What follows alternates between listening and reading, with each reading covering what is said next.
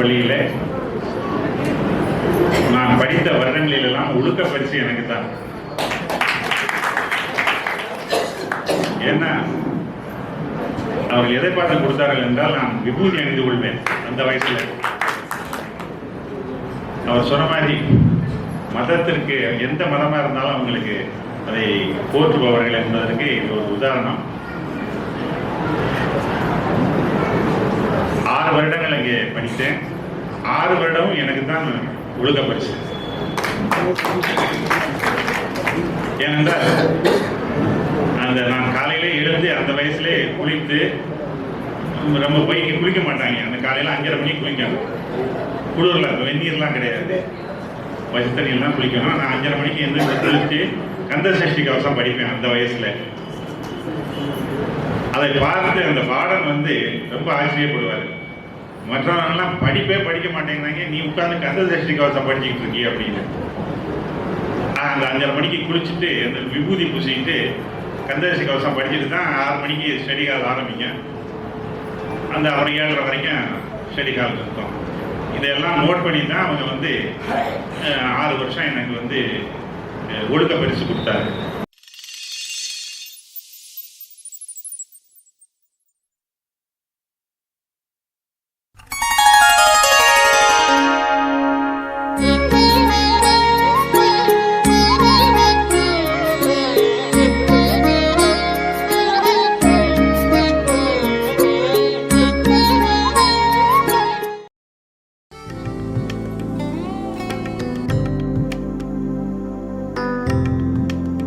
High quality diamonds.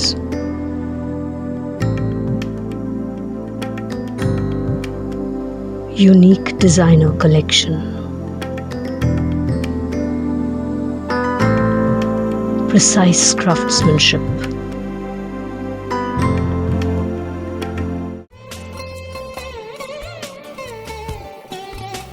Meenu Subbaiah Diamonds. சாமி நீரை தந்து மக்கள் வெள்ளத்தை சத்தியமாய் காத்தருளும் பழனி ஆண்டவா, எய்பின்றி எல்லோரும் முன்னருள் பெறவே எங்கும் எழுந்தருளை காத்தருள்வாய் பழனி ஆண்டவா. எய்பின்றி இங்கு வந்திருக்கிற எல்லோரும் முன்னருள் பெறவே இங்கு எழுந்தருளை காத்தருள்வாய் பழனி ஆண்டவா. காலில் வலுவேந்தி கருத்தில் முனையேந்தி ஆளுக்கொரு குறையை அவரவரும் நெஞ்சேந்தி நடந்து வரும் உன்னடியார் நல்ல வழி கண்டுயர பழனி மலையானே அருள் புரிய வேண்டுகிறேன். காலில் வலுவேந்தி கருத்தில் உனையேந்தி ஆளுக்கொரு குறையை அவரவரும் நெஞ்சேந்தி. இதான் பழனி பாத யாத்திரை. அதை 2 வரையில சொன்ன ஒரே கவிஞர் நம்முடைய அரசிங்காரர்கள். காலில் வலுவேந்தி கருத்தில் உனையேந்தி ஆளுக்கொரு குறையை அவரவரும் நெஞ்சேந்தி. இதான் பாத யாத்திரை. முருகப்பெருமானை மனதில் நிறுத்திக் கொள்கின்றோம், காலால நடக்கிறோம். எதுக்காக நடக்கிறோம்? நம்முடைய பிரார்த்தனை நிறைவேறும். அதான் பழனி பாத யாத்திரை. மாண்புடைய பெரியோர்கள் அருளினாலே வியன் பழனி எம்பதியினிலே அன்னதானம் ஆண்டாண்டாய் நடத்துகிற நகரத்தாரின் அன்னதான மடத்தினிலே கோயில் கொண்டே ஆண்டி முதல் அரசு வரை அனைவருக்கும் அருள் புரியும் தண்டபாணி திருவடிக்கே அடிமை என நகரத்தார் சேவை செய்தே 400 ஆண்டாய் காவடிகள் கட்டி வைத்து மடியின்றி பழனிக்கு நடந்து சென்று மகத்தினிலே காவடிகள் செலுத்துதற்கு வடிவேலாய் வழித்துணையாய் வருவதோடு வளர்பழனியம் பதியினிலே வீற்றிருந்து நொடிதோறும் காக்கின்ற சக்தி வேலா நோன்பிருந்தோம் தண்டபாணி காப்பாய் ஐயா. திருஞான சம்பந்தர் திருநீட்டின் பெருமையினை ஒரு நாவால் உரைத்ததனை உலகறிய செய்தவனை குருவாகி பழனிமலை கொடியேற்றி வைத்தவரே அருளாளும் வேளையிலே அருகிருப்பீர் இது சமயம். ரத்ன மணிமகுட பூபால தன வைசியர்களாகிய நாட்டுக்கோட்டை நகரத்தார் சமூகத்தில் பிறத்தல் அறிவு. நாட்டுக்கோட்டை நகரத்தார் எல்லாருக்கும் தெரியும். ஆனால் ரத்ன மணிமகுட பூபால தன வைசியர்கள் அப்படிங்கிற ஒரு அடைமொழி நகரத்தாருக்கு இருக்கு. ரத்ன அப்படின்னா நவரத்னங்களையும் வியாபாரம் செய்தவர்கள். மணிமகுட அப்படின்னா மன்னர்களுக்கு முடிசூட்டியவர்கள், மன்னர் பின்னோர் என்று அழைக்கப்பட்டவர்கள்.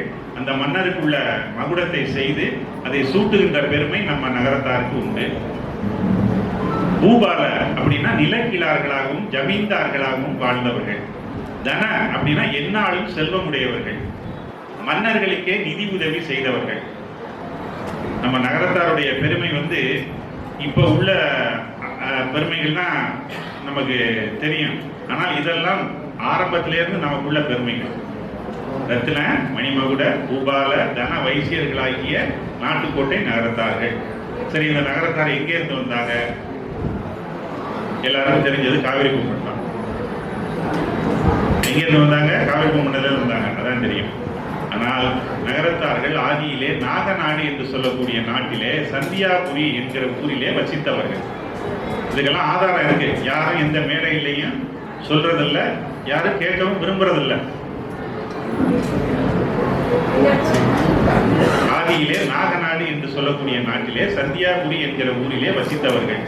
பின்னர் அங்கே எங்கே இருக்கு நாகநாடு அப்படின்னா விந்தியசாத்புராமலை. இந்திய வரைபடத்தில் விந்தியசாத்புராமலை எங்கே இருக்குன்னு உங்களுக்கு தெரியும். அங்கேருந்து புறப்பட்டு தொண்டை மண்டலமாகிய காஞ்சிபுரத்திலே சமண மதத்தை தழுவி வசித்தவர்கள். அந்த சமண மதத்தினுடைய கோட்பாடு என்னன்னா, சைவ சமயம் மாதிரி தப்பு செய்தால் பரிகாரம் கிடையாது, தப்பு செய்தால் உடனே தண்டனை. ஆகையினால அதன் அவர்களுக்கு ஒத்துக்கொள்ளாமல் அங்கேருந்து புறப்பட்டு சோழ நாடாகிய காவிரி பூமண்டலத்துக்கு வருகின்றார்கள். அங்கே சைவ சமயத்தை தழுவி வாழ்கின்றார்கள். அப்படி வாழ்ந்து வருகின்ற காலங்களில பூபந்தி சோழங்கிற ராஜா நம்முடைய பெண்களை சிறை வைத்து விடுறார். அப்ப இவர்கள் நம் மன்னர் நம்மை அவமானப்படுத்தி விட்டார், ஆகையினாலே நம் வாழ்வதற்கு தகுதியற்றவர்கள் என்று எண்ணி தங்களுடைய ஆண் பிள்ளைகள் 1502 பையன்களையும் அன்றைக்கு இருந்த ஆத்மநாத சிவாச்சாரியாங்கிற குருட்ட தத்து கொடுத்துட்டு சொத்துக்களை எல்லாம் எழுதி அவர்கள் பேருக்கு மாற்றி விட்டு இவர்களெல்லாம் உயிர் தியாகம் செய்தறாங்க. மன்னருக்கு முடிசூட்டுகின்ற விழா வருகிறது. நகரத்தார் தான் முடிசூட்டணும், பிரம்மச்சாரிகள் முடிசூட்ட முடியாது. அப்ப என்ன செய்யறது? அப்ப மன்னர் நம்முடைய தவறால் தான் அவர்கள் உயிர் தியாகம் செய்து விட்டார்கள், ஆகையினால அவர்களுக்கு அவர்களை அடுத்து உள்ள வெள்ளாளர் சமூகத்தில் பெண் எடுக்கிறது அப்படின்னு சொல்லி வெள்ளாளர் சமூகத்தோட பேசுறாரு. அப்ப வெள்ளாளர் சமூகத்திலேருந்து 2 கண்டிஷன் போடுறாங்க. பெண் கொடுப்போம், ஆனா எடுக்க மாட்டோம். 2வது, எங்கள் குலகுருவான எங்கள் பெண்களுக்கு அவர்தான் உபதேசம்ங்கிறது அன்னைக்கு அவ்வளவு முக்கியமா இருந்திருக்கு. இப்ப நம்ம அதை மறந்துட்டோம். உபதேசம் செய்து வைக்க வேண்டும். இது 2க்கும் சம்மதம்னா நாங்க பொண்ணு கொடுக்குறோம். ஒத்துக்கொள்கிறார்கள். திருமணம் நடைபெறுகின்றது, வாழ்ந்து வருகிறார்கள். அந்த குரு தான் இப்ப துலாவூர் சாமி. துலாவூர் சாமி 18 சைவ ஆதீனங்கள்ல ஒண்ணு. ஒரு சைவ ஆதீனத்தை நம்ம கூட்டிகிட்டு வந்துட்டோம். எங்கே இருந்து? சோழ நாட்டில இருந்து பாண்டிய நாட்டுக்கு கூட்டிகிட்டு வந்துட்டோம். இப்ப 17 சைவ ஆதீனம் தான் சோழ நாட்டில் இருக்கு. ஸ்ரீவாங்கியர் அவர் சாமியுடைய முன்னோர்கள் 13வது பட்டம். இப்ப சாமி 29வது பட்டம். அப்படி வாழ்ந்து வருகிறார்கள். அப்பொழுது பாண்டிய நாட்டை ஆண்டு கொண்டிருக்கின்ற சவுந்தர பாண்டிய மன்னன் அந்த சோழ மன்னனுக்கு ஒரு தூது அனுப்புறான். வணிகம் தெரிந்த நல்ல குடிகள் என்னுடைய நாட்டுக்கு வேண்டும் அப்படின்னு ஒரு தூது அனுப்புறான். அங்கே கடல் சீற்றம் காவிரி பூமண்டலத்தில். அதனால அவர்கள் எல்லாம் வேறு பகுதிக்கு செல்வதற்கு முயற்சி செய்து கொண்டிருக்கின்றார்கள். மேடான பகுதிக்கு வரணும் அப்படின்னு. இப்போ இந்த அழைப்பும் சேர்ந்தவுடன் அந்த மன்னன் நினைக்கிறான், அவர் கேட்ட குடிகள் நம்ம நகரத்தார் சமூகம் தான் அப்படின்னு முடிவு பண்ணி இவர்களை பாண்டிய நாட்டுக்கு அனுப்புவதற்கு ஏற்பாடு செய்கின்றான். அப்போ நகரத்தார்கள் என்ன 2 கண்டிஷன் போடுறாங்க. கோயில் இல்லா ஊர்ல நாங்கள் குடியிருக்க மாட்டோம், ஆகையினால அங்கே நாங்கள் கேட்கிற இடங்கள் எல்லாம் எங்களுக்கு கோயில் கட்டி தர வேண்டும். அடுத்து வேற ஒன்றும் கேட்கல, அன்றைக்கும் கோயில் தான். நகரத்தார் எங்கு சென்றாலும் இறைப்பணி செய்வதையே தங்கள் குலப்பணியாக கருதி வாழ்பவர்கள் என்பதற்கு இது உதாரணம். ஆக கோயில் கட்டி தரணும். 2வது, எங்கள் பெண்களுக்கு உபதேசம் செய்து வைக்கிற குருவையும் நாங்கள் கூட்டிகிட்டு வருவோம், அவருக்கு நீங்க பரிபாலனம் செய்யணும். இது 2க்கும் சம்மதம்னா நாங்கள் பாண்டிய நாட்டுக்கு வர்றோம். அவர் ஒரு மன்னர் ஒத்துக்கொள்கிறார். அப்போ எப்போ வர்றாங்க அப்படின்னா கிபி 1427ஆம் வருஷம் பிலவங்க வருஷம் வைகாதி மாதம் 21ஆம் தேதி சுக்கிரவார நாள் அஸ்த நட்சத்திரமும் கூடிய நன்னாளில் அந்த 1502 புள்ளியும் திராவுட் சாமியுடைய 16வது பட்டம். அவரோட முதல்ல பாண்டிய நாட்டில் கால் வைத்த இடம் ஓங்காரக்குடி. ஓங்காரக்குடி எங்க இருக்கு? காரைக்குடியுடைய உண்மையான பெயர் ஓங்காரக்குடி. அது அர்த்தம் ஓங்குங்கிற சொல் மறைந்து அர்த்தம் இல்லாம காரைக்குடின்னு ஆயிடுச்சு. என்னென்னமோ கதை சொல்றாங்க, காரைக்கடிகள் அதிகமாக வளர்ந்ததுனால காரைக்குடி. ஓங்கி எல்லா துறைகளிலும் ஓங்கி வளர்ந்த குடிகள் நிறைந்த ஊர்னு அர்த்தம். அப்படித்தான் இருக்கு காரைக்குடி இல்லையா? மாநகராட்சி ஆயிடுச்சு. அன்னைக்கு அந்த மன்னன் வைக்கையில காரைக்குடியை ஓங்காரக்குடின்னு சொன்னதுக்கு தோதா இப்ப காரைக்குடியுடைய அமைப்புகள் எல்லாம் சிக்கிரி, அழகப்பா பல்கலைக்கழகம்லாம் வளர்ந்துட்டே வருது ஓங்காரக்குடிங்கிற பேருக்கு தோதா. ஆகையினால அந்த அப்படிப்பட்ட நகரத்தார்கள் தங்களுக்குள்ள 7 உரிமை திருக்கோயில்கள் முதல்ல, அப்புறம் 9 உரிமை திருக்கோயில்கள். ஒரு சாமிக்கு கூட சௌந்தரபாண்டிய மன்னனுடைய குலதெய்வமான மீனாட்சி சொக்கநாதர் பேர் வைக்கல. ஆட்கொண்டநாதர், சிவபரதேவி, வாடாமலர் மங்கை திருவீசர், ஜெயங்கொண்ட சோழீஸ்வரர் இப்படித்தான் பேர் வச்சுட்டு வந்தாங்க. மன்னனுக்கு வருத்தம், நம்ம நகரத்தார்களை கூட்டியாந்து திருப்பணி பண்ணி நகர சிவாலயத்தை எழுப்பி கொடுத்தா பேரெல்லாம் இப்படி வைக்கிறாங்க, நம்முடைய சுவாமி மீனாட்சி சுந்தரேஸ்வரோட பேர் வைக்கல. அப்போ நகரத்தார்கள் முடிவு செய்கிறார்கள், இனிமே நாம் வசிக்கின்ற ஊர்களில் எல்லாம் நகர சிவாலயங்களை எழுப்பி அதற்கு அருள்மிகு மீனாட்சி சுந்தரேஸ்வரர் அப்படின்னு பேர் வைக்கிறதுன்னு முடிவு பண்ணி தான் இன்றைக்கு எல்லா ஊர்லையும் நகர சிவன் கோயில் இருக்கு. இது நகரத்தார்களுடைய வரலாறு.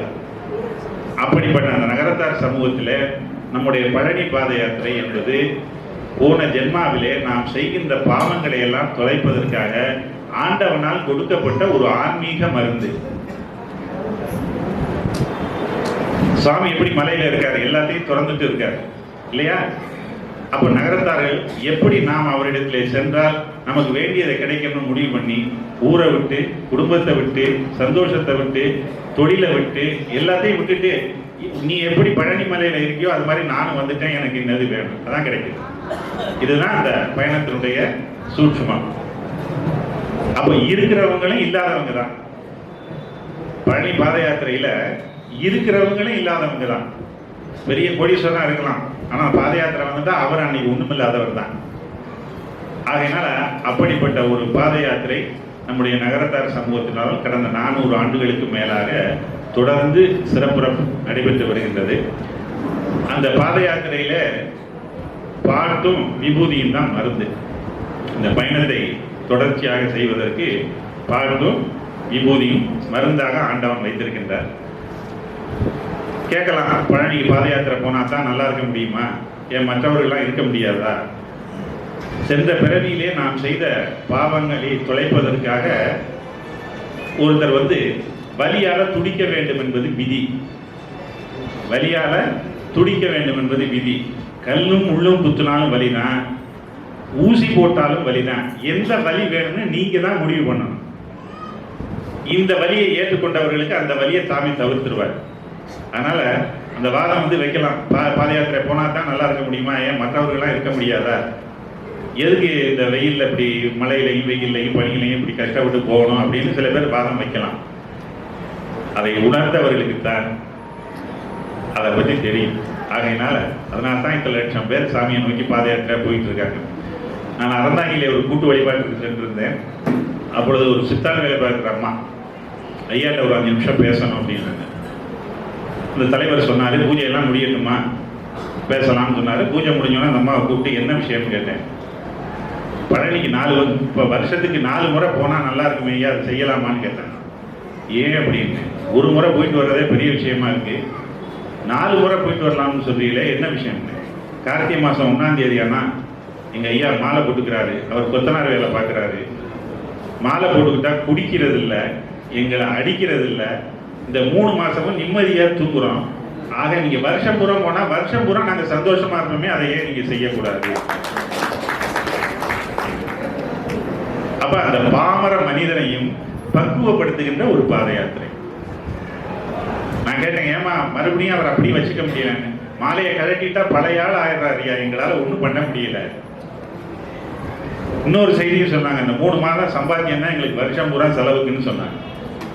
ஆக அப்படிப்பட்ட அந்த மனிதனை பக்குவப்படுத்துகின்ற பாத யாத்திரையாக நம்முடைய பழனி பாத யாத்திரை சிறப்பாக 400 ஆண்டுகளாக எம்பெருமானுடைய திருவருளினாலே நடைபெற்றுக் கொண்டிருக்கின்றது.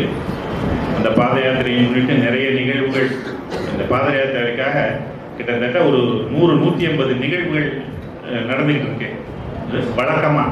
அதில் ஒன்று தான் நம்ம முருகன் நற்பணி மன்றார் இந்த நிகழ்ச்சியானது. நான் சிங்காரவேலன் அவருடைய 75வது பிறந்த நாளில் நானும் அரசு அவர்களும் அவர்களை வாழ்த்துவதற்காக சென்றிருந்தோம்.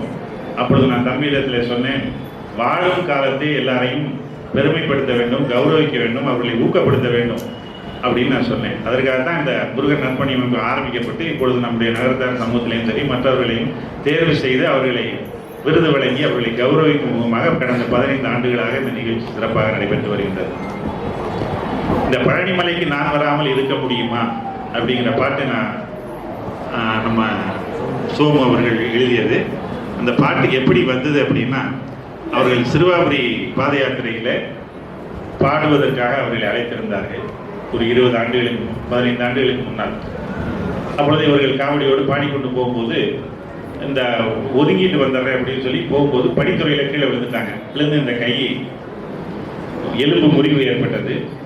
இவர்களை புத்தூருக்கு கொண்டு சென்று இந்த கையை கட்டு போட்டு நான் வருவதை அறிந்து ஐயாவை பார்த்துட்டு தான் நான் போவேன்னு சொல்லி நகர விடுதியிலே அவர்கள் வச்சிருந்தார்கள். நான் காவடியெல்லாம் செலுத்திய பிறகு நகர விடுதிக்கு சென்ற உடனே அவங்க என்னிடத்துல வந்து, உனக்கு தொண்டு செய்யறதுக்காக வந்தனே என்னை இப்படி சோதிச்சுட்டியே அப்படின்னு கேட்டாங்க.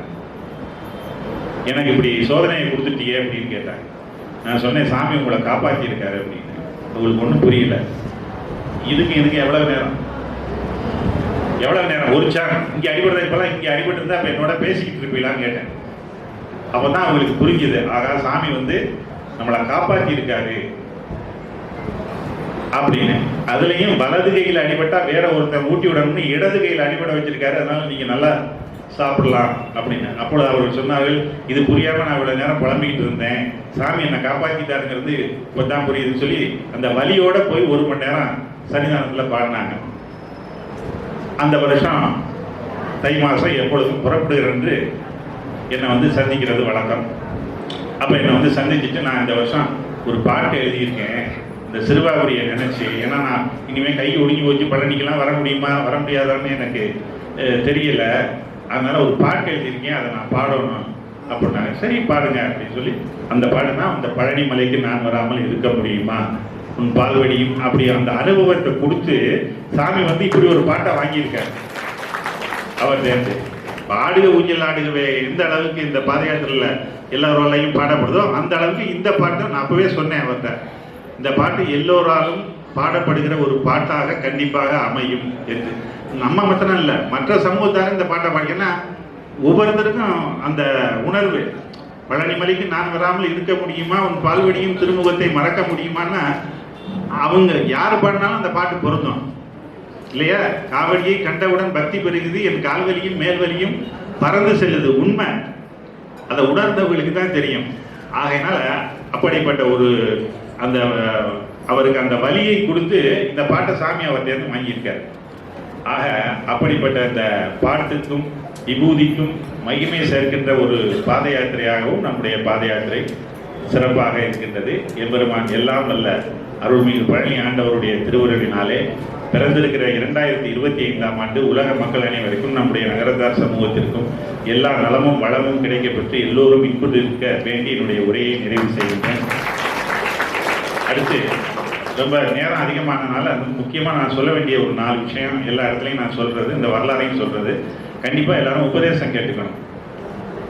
அதாவது நம்ம நகரத்தார் சமூகம் இன்றைக்கு மற்றவர்கள் மத்தியிலே உயர்ந்து நிற்கிறது என்றால் அதற்கு இந்த மந்திரம் தான் காரணம். அந்த மந்திரம் உள்ள போக போக நல்ல கெட்ட சிந்தனைகள், கெட்ட எண்ணங்கள், கெட்ட இது எதுவுமே வராது நம்ம கிட்ட. அதனால நாம வந்து மற்றவர்கள் மத்தியிலே நம்ம வந்து உயர்ந்து நிற்கிறோம். ஆகையினால அந்த உபதேசத்தை நம்ம மறந்துட்டோம். அதுக்காக 2 சாமிகளுக்காக ஏதோ 60 வயசுல கேட்டுக்கிறதுன்னு முடிவு பண்ணியிருக்காங்க. இப்ப குறைந்தபட்சம் 40 வயது நிரப்பிய ஆண் பெண் 2 பேரும் கண்டிப்பா கேட்டுக்கங்க. உபதேசம் என்பது நம்முடைய நகரத்தார் மரபு, அதை மறந்துட்டோம். அதனால அந்த காலத்துல 7 வயசுல கேட்கணும். அவ வந்து 7 வயசுல பூநூல் போடுறான், அது மாதிரி நம்ம 7 வயசுல உபதேசம் கேட்கறது நம்முடைய மரபு. ஆனால் அதெல்லாம் உங்களால் கடைப்பிடிக்க முடியல. பயப்படாதீங்க. உபதேசம் கேட்டால் சாமியாரா போயிடும்லாம் நினைக்காதீங்க. என்ன வேணாலும் பண்ணலாம். ஒரே ஒரு நிபந்தனை, குளிக்கணும். குளிக்கிறதுக்கு தயாராக இருந்தால் உபதேசம் கேட்குங்க. பயப்படாதீங்க. ரொம்ப பேர் பயந்து தான் கேட்கல. அதனால ஒரு 2 நாள் கேட்க சொல்லலைன்னா தப்பு இல்லை. பெண்களுக்கு விதிவிலக்கு உண்டு, அது சாமி சொல்லி தருவாங்க. ஒரு 2 நாள் 4 நாள் சொல்ல முடியலைன்னா பரவாயில்ல. அதுக்காக நம்ம உபதேசம் கேட்டால் புலால் உண்ணக்கூடாது, குடும்பத்தில் இருக்கக்கூடாது அப்படின்லாம் கிடையாது. எல்லா நம்ம ஐயாக்கள்லாம் உபதேசம் வீட்டில் பார்த்துருப்பீங்க. எல்லாரும் உபதேசம் கேட்டு படமெல்லாம் இருக்கான். அவங்களாம் 7 குழந்தை 8 குழந்தை பெற்றுட்டு தான் இருந்திருக்காங்க இல்லையா? அதனால உபதேசம் என்பது ஆன்மாவுக்கு பலம். உணவு எப்படி உடலுக்கு பலமோ அதுபோல் உபதேசம் என்பது ஆன்மாவுக்கு பலம். அதனால கண்டிப்பா ஆண் பெண் இருவரும் 40 வயசு நிரம்பிய 2 பேரும் கண்டிப்பா உபதேசம் கேட்டுக்கணும். சாமிகள் 2 பேரும் எங்கே கூப்பிட்டாலும் வர்றோங்கிறாங்க. எங்கே கூப்பிட்டாலும் நாங்கள் வர்றோம் அப்படின்னு சொல்றாங்க. அதனால 2 பேரும் எல்லாரும் உபதேசம் கேட்கணும். அடுத்து இந்த குலதெய்வ வழிபாடு ஆண்டுக்கு ஒரு முறையாவது குடும்பத்தோட போய் தரிசனம் பண்ணிட்டு வாங்க. எந்த நாட்டில் இருந்தாலும் சரி, எந்த தேசத்துல இருந்தாலும் சரி, ஆண்டுக்கு ஒரு முறையாவது கண்டிப்பாக அவரவர்கள் குலதெய்வத்தை போய் குடும்பத்தோட தரிசனம் பண்ணணும். சொந்தக்காரர்களுடைய கல்யாணத்துக்கு தான் வெளிநாட்டிலேருந்து வரணும்னு கிடையாது. நம்மை காத்து கொண்டு இருக்கிற தெய்வத்தை வணங்குவதற்காக வெளிநாட்டிலேருந்து ஒரு தடவை வர்றதுல தப்பு இல்லை. ஆகையினால ஆண்டுக்கு ஒரு முறை கண்டிப்பாக குடும்பத்தோட போய் தரிசனம் பண்ணிட்டு வாங்க. அதுக்கு மேல போறது உங்க இஷ்டம். அடுத்து இந்த முன்னோர் வழிபாடு. இந்த முன்னோர் வழிபாடு என்ன அப்படின்னா, படப்பு, தவசம், ஜீதி, அமாவாசை தர்ப்பணம் இதெல்லாம் நிறைய சரிவர செய்யாததுனால நிறைய குடும்பங்கள் சிரமத்தில் இருக்காங்க. ஆக அவரவர்கள் குல வழக்கப்படி கண்டிப்பா அவர்களுடைய முன்னோர் வழிபாடு எல்லாரும் மறக்காம செய்யுங்க. அதுதான் நம்முடைய வளர்ச்சிக்கும் நம்முடைய நலனுக்கும் முக்கியமான ஒன்று. முன்னோர் வழிபாடு ரொம்ப முக்கியம். அடுத்து இந்த விபூதி எப்படி வாங்கணும், எப்படி பூசிக்கணுங்கிறது எல்லாரும் தெரிஞ்சுக்கணும்.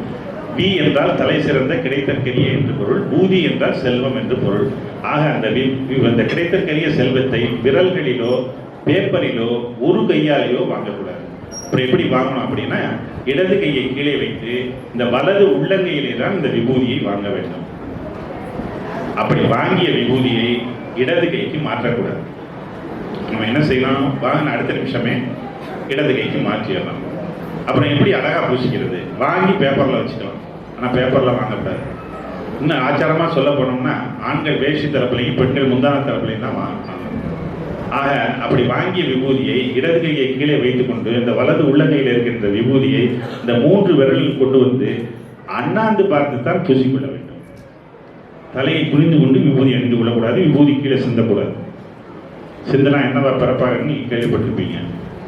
ஆக அண்ணாந்து பார்த்து பூசிக்கொண்டால் நம்முடைய உடம்புல தான் அந்த விபூதி விழுகும். கோயிலில் கொடுக்குற விபூதியை வாங்கி இப்படி லேசாக வச்சுட்டு அந்த தூணில் வச்சுட்டு வந்துடாதீங்க. ஏன்னா தூண்லாம் அதுக்காக கட்டலை. இந்த கோயிலுடைய தூய்மையை கெடுத்து நம்ம கிடைச்ச புண்ணியத்தை நீயே வச்சுக்கன்னு கொடுத்துட்டு வந்துடுறோம். அந்த விபூதி என்பது சாமியினுடைய பிரசாதம். அதை மடித்து வீட்டுக்கு கொண்டுட்டு வந்துடுங்க. எந்த சுவாமியினுடைய விபூதியை வாங்குகின்றீர்களோ அந்த சுவாமியை நினைத்து வாங்கிக் கொள்ளுங்க. சிவசிவா, முருகா, கருப்பையா, கணபதியே, எந்த சுவாமியினுடைய விபூதியோ அந்த சுவாமியை நினைத்து வாங்கிக் கொள்ளுங்கள், நினைத்து அறிந்து கொள்ளுங்கள். இதெல்லாம் நம்ம கடைப்பிடிக்க வேண்டியவை, கடைப்பிடிக்க மறந்தவை. ஆக அதை நாம் கடைப்பிடித்தோம் என்றால் நம்முடைய வாழ்க்கை நம்முடைய முன்னோர்களைப் போல் இன்னும் சிறப்பாக இருக்கும் என்பதை சொல்லி என்னுடைய உரையை நிறைவு செய்கிறேன். கதிர் மாமலை மேவிய செந்தமிழின் வாசா, இந்த பாருலகத்தில் ஆளுகின்ற பரமசிவனேசா.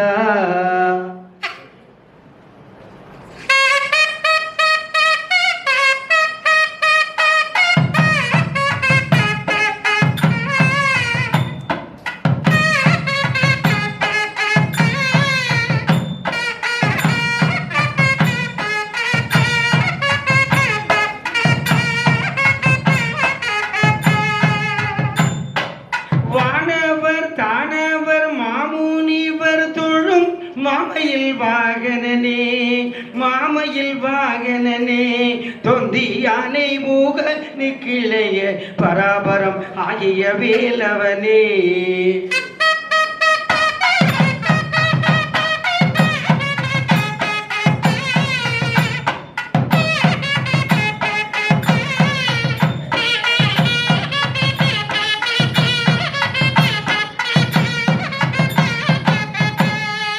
பச்சை மரகத மினியூரும் வாழை பார்வதி பாலகனே பார்வதி பாலகனே துய்ய நச்சரவ தூயில் ராமன் மருமகன் ஆகிய வேலவனே.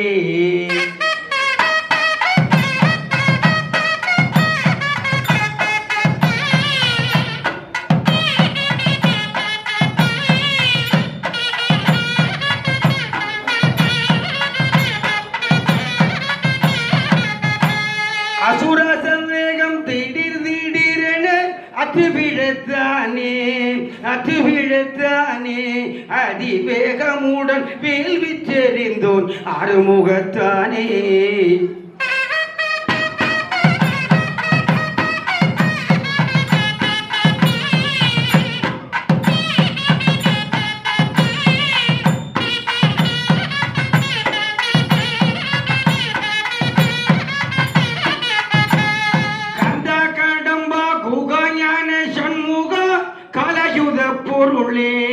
காலாயுத பொருளே உன்னை வந்து பணிந்திடும் அடியவர்க்கு வரம் தந்திடும் மெய் பொருளே.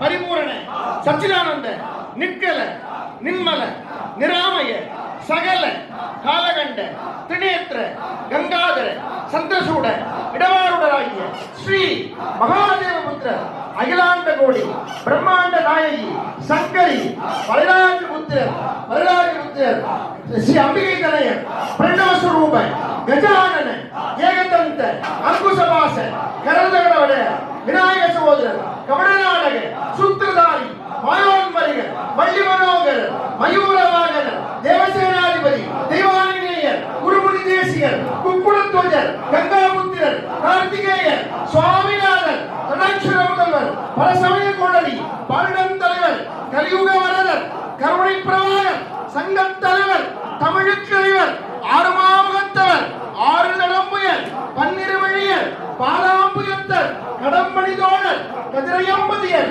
செந்தற்கரைவர் சிகேற்புடையர் ஆவினன்குடியர் அசனகுலாந்தகர் நல்லூர் வாசர் நான்மலையாளர் சூரன் சிங்கன் தாரகன் முதலிய வீரரை தமதொரு வேளாற்றொழிந்தோர் ஸ்ரீ சிவசுப்பிரமணிய கடவுள் இன்றைய தினம் குரோதி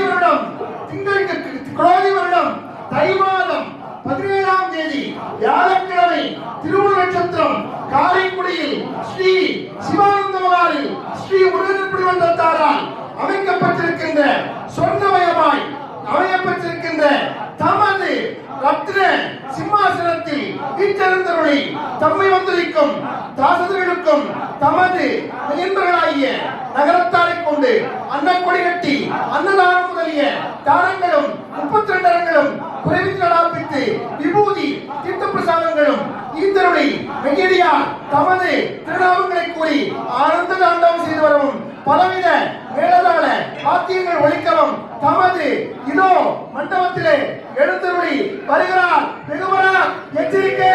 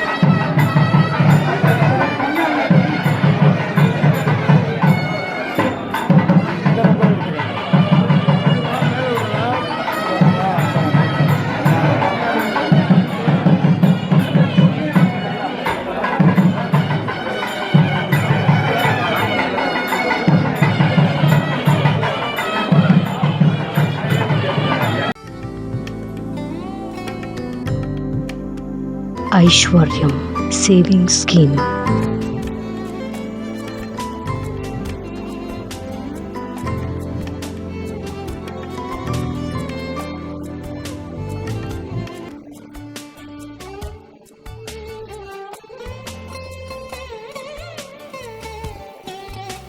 Meenu Subbaya Diamonds.